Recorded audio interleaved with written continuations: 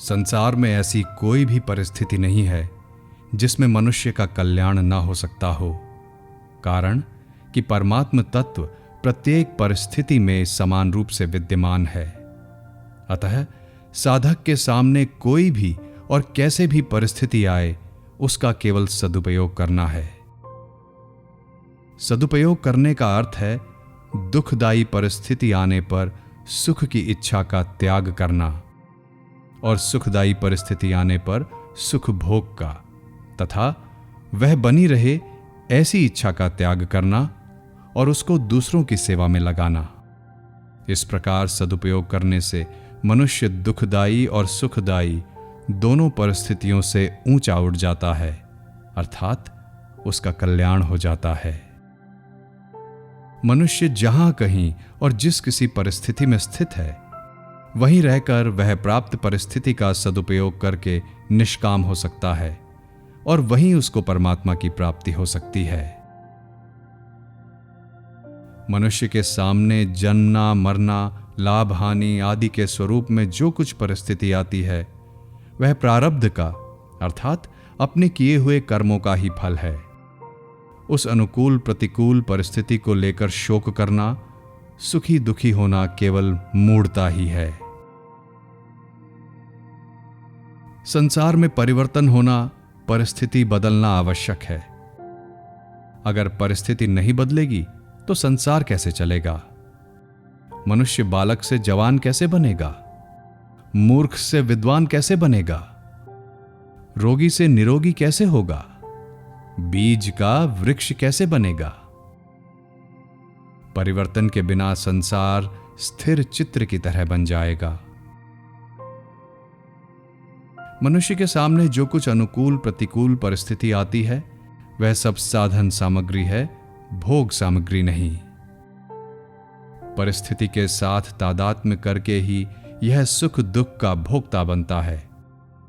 अगर मनुष्य उस परिस्थिति के साथ तादात्म्य न करके उसका सदुपयोग करे, तो वही परिस्थिति उसका उद्धार करने के लिए साधन सामग्री बन जाएगी। सुखदायी परिस्थिति का सदुपयोग है दूसरों की सेवा करना और दुखदायी परिस्थिति का सदुपयोग है सुख भोग की इच्छा का त्याग करना। अनुकूल और प्रतिकूल परिस्थिति का आना तो कर्मों का फल है और उससे सुखी दुखी होना अपनी अज्ञता मूर्खता का फल है। कर्मों का फल मिटाना तो हाथ की बात नहीं है, परंतु मूढ़ता मिटाना बिल्कुल हाथ की बात है। जिसे मिटा सकते हैं उस मूढ़ता को तो मिटाते नहीं, और जिसे बदल सकते नहीं उस परिस्थिति को बदलने का उद्योग करते हैं। ये महान भूल है। जो किसी भी परिस्थिति से संबंध न जोड़कर उसका सदुपयोग करता है, अर्थात अनुकूल परिस्थिति में दूसरों की सेवा करता है तथा प्रतिकूल परिस्थिति में दुखी नहीं होता, अर्थात सुख की इच्छा नहीं करता, वह संसार बंधन से सुगमता पूर्वक मुक्त हो जाता है। प्रतिकूल से प्रतिकूल परिस्थिति को सहर्ष सहने के समान दूसरा कोई तप नहीं है। पुराने पुण्यों के अनुसार जो अनुकूल परिस्थिति आती है और पुराने पापों के अनुसार जो प्रतिकूल परिस्थिति आती है, ये दोनों ही केवल साधन सामग्री हैं। इन दोनों में से अनुकूल परिस्थिति आने पर दुनिया की सेवा करना और प्रतिकूल परिस्थिति आने पर अनुकूलता की इच्छा का त्याग करना, यह साधक का काम है। ऐसा करने से दोनों ही परिस्थितियां साधन सामग्री हो जाएंगी। अगर कोई अनुकूलता में प्रसन्न और प्रतिकूलता में खिन्न होता है, तो वह भगवान का दास नहीं है, प्रत्युत अपने मन का दास है। मनुष्य प्रतिकूल घटना को चाहता नहीं, करता नहीं और उसमें उसका अनुमोदन भी नहीं रहता। फिर भी ऐसी घटना घटती है तो उस घटना को उपस्थित करने में कोई भी निमित्त क्यों ना बने, और वह भी भले ही किसी को निमित्त मान ले, पर वास्तव में उस घटना को घटाने में भगवान का ही हाथ है, उन्हीं की मर्जी है। अनुकूल और प्रतिकूल परिस्थिति मनुष्य को सुखी दुखी बनाकर ही उसे बांधती है। इसलिए सुख दुख में सम होने का अर्थ है अनुकूल या प्रतिकूल परिस्थिति आने पर अपने में हर्ष शोकादि विकारों का न होना। किसी परिस्थिति का ज्ञान होना अपने आप में कोई दोष नहीं है, प्रत्युत उससे अंतःकरण में विकार उत्पन्न होना ही दोष है। जब हमारी सामान्य स्थिति में कुछ भी परिवर्तन, सुख दुख आदर निरादार आदि हो, तब यह मानना चाहिए कि भगवान हमें विशेष रूप से याद करके नई परिस्थिति पैदा कर रहे हैं, हमें अपनी ओर खींच रहे हैं।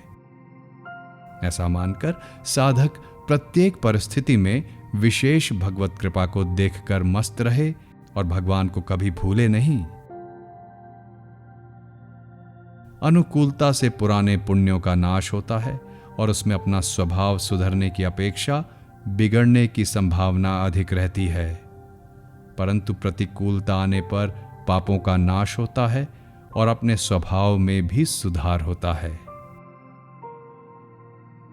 अनुकूल परिस्थिति का स्वरूप से त्याग करने में तो मनुष्य स्वतंत्र है, पर प्रतिकूल परिस्थिति का स्वरूप से त्याग करने में मनुष्य परतंत्र है, अर्थात उसका स्वरूप से त्याग नहीं किया जा सकता। जो अनुकूल प्रतिकूल परिस्थिति में सुखी दुखी होते हैं वे मूढ़ हैं, और जो उसको अपना साधन सामग्री बनाते हैं वे बुद्धिमान साधक होते हैं। कारण कि मनुष्य जन्म परमात्मा की प्राप्ति के लिए ही मिला है, अतः इसमें जो भी अनुकूल या प्रतिकूल परिस्थिति आती है वह सब साधन सामग्री ही है। मैं प्रभु के चरणों में ही पड़ा हूं, ऐसा मन में भाव रखते हुए जो कुछ अनुकूल या प्रतिकूल परिस्थिति सामने आ जाए उसमें भगवान का मंगलमय विधान मानकर परम प्रसन्न रहे।